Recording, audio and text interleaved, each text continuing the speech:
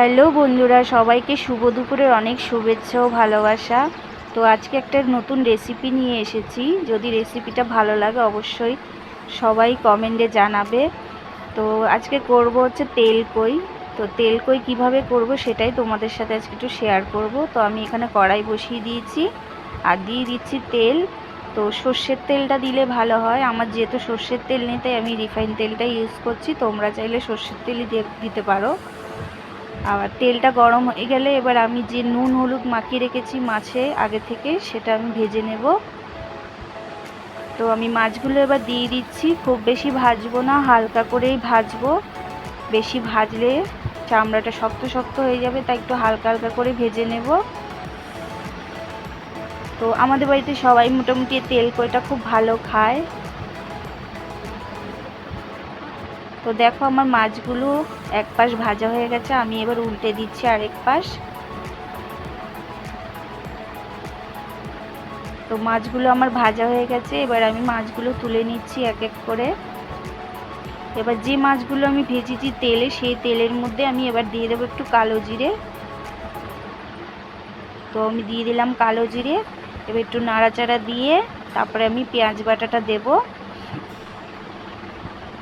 তো দিয়ে দিলাম পেঁয়াজ বাটাটা, এবার ভালো করে নেড়ে নেব। তো ভালো করে নাড়াচাড়া দিয়ে একটু ভেজে নেব।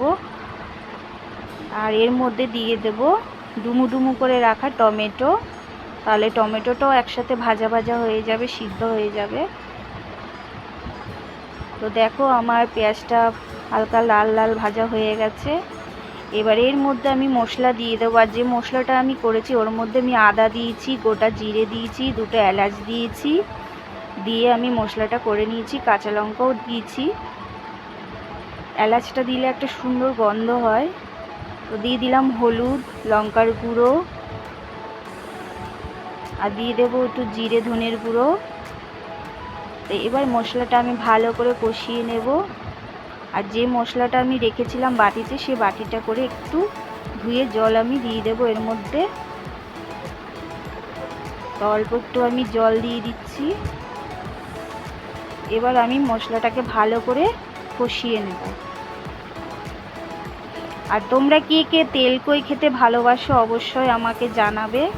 আর যদি নতুন নতুন অন্য কোনো রান্নার রেসিপি দেখতে চাও সেটাও আমাকে জানাবে, আমি অবশ্যই দেব। তো দেখো আমার মশলাটা কষানো হয়ে গেছে, টমেটোগুলো সিদ্ধ হয়ে গেছে ভালো করে। এবার এর মধ্যে আমি একটু নুন দিয়ে দেব পরিমাণ মতো। দিয়ে দিলাম নুন, দিয়ে আর একটু ভালো করে কষিয়ে নেব। এবার এর মধ্যে আমি পরিমাণ মতো জল দিয়ে দেব, অল্প করে। খুব বেশি জল দেব না, অল্প করেই দেব, কারণ এটা একটু গায়ে মাখা হবে। খুব বেশি জল আমি দিচ্ছি না, অল্প করেই দিয়েছি। তো দেখো আমি অল্প করেই জলটা দিয়েছি। এবার এটাকে ভালো করে ফুটাবো।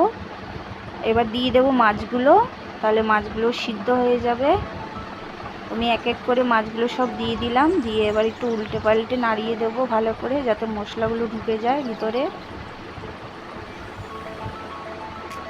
এবার কাঁচা লঙ্কা চিড়ে রেখেছি 4টে, সে কাঁচা লঙ্কা দিয়ে দিলাম। আর একটু পরিমাণ মতো মিষ্টি দিয়েছি, তোমরা চাইলে দিতে পারো, নাও দিতে পারো, আমি দিলাম। যেহেতু টমেটোটা দেওয়া যাতে টক না হয় সেই জন্য একটু মিষ্টি দিয়ে দিয়েছি। তো দেখো আমি দিয়ে ভালো করে নেড়ে দিয়েছি। এবার একটু ঢেকে দেব, গ্যাসটা একটু কমিয়ে দেব।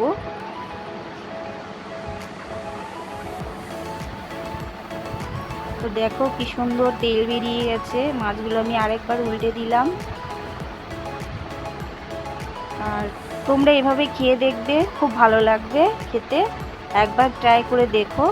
তো আমার মাছটা মোটামুটি হয়ে গেছে, খুব সুন্দর দেখো কালারও হয়েছে, তেলও বেরিয়ে গেছে, বেশ গায়ে মাখা হয়েছে। তো দেখো আমার রেসিপি রেডি। যদি এই রেসিপিটা ভালো লাগে অবশ্যই লাইক কমেন্ট শেয়ার করবে। কার কেমন লেগেছে অবশ্যই কমেন্টে জানাবে। তো সবাইকে বলবো খুব ভালো থাকবে, সুস্থ থাকবে সবাই। সবাইকে অনেক অনেক ভালোবাসা, অনেক শুভেচ্ছা। সবাইকে টাটা।